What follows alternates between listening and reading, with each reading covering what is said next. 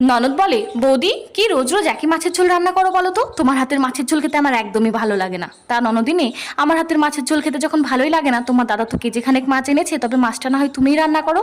না না বৌদি, মায়ের বাড়ি দুদিন বেড়াতে এসে আমি রান্না বান্না করতে পারবো না। তুমি যখন মায়ের বাড়ি যাও তখন কি রান্না করে খাও? রান্না করে খাই না খাই সেটা বড় কথা না, তবে তোমার মতো কারো রান্নার খুঁত ধরি না। কেউ যদি ভালোবেসে এক গ্লাস জল ঢেলে খাওয়ায়, তার সামনে এমন ফিল করি যাতে মনে হয় তার হাতের এক গ্লাস জল খেয়ে আমি অনেক তৃপ্তি পেয়েছি। রান্না বান্না তো ছেড়েই দিলাম। তা যাও, তুমি গিয়ে স্নান ধ্যান যা করবে করো। দেখছি যদি তোমার রুচির মতো মাছ রান্না করতে পারি তবে না হয় খেতে ডাকবো, না ডাকলে ভাবে রান্না ভালো হয়নি, ডাল দিয়ে না হয় খেয়ে নিও। ননদ যখন এভাবে বললোই, তাহলে আজ সত্যি একঘেয়েমি মাছের ঝোল রান্না না করে একটু আলাদাভাবেই চেষ্টা করি। সম্পূর্ণ নতুন পদ্ধতিতে মাছটিকে বেশ সুন্দর করে রান্না করে ঢেকে রেখে চলে আসি ঘরে। প্রায় দুপুর 2টো বাজতে চলেছে, তখন দেখি ননদ এসে ডাকে, ও বৌদি ভাত দেবে না? না গো, মাছের ঝোলটা আজ এত বাজে রান্না হয়েছে যে বাড়ির সবাই দুবেলার মাছ একবারেই খেয়ে নিয়েছে, তোমার জন্য এক পিসও বাদ রাখেনি।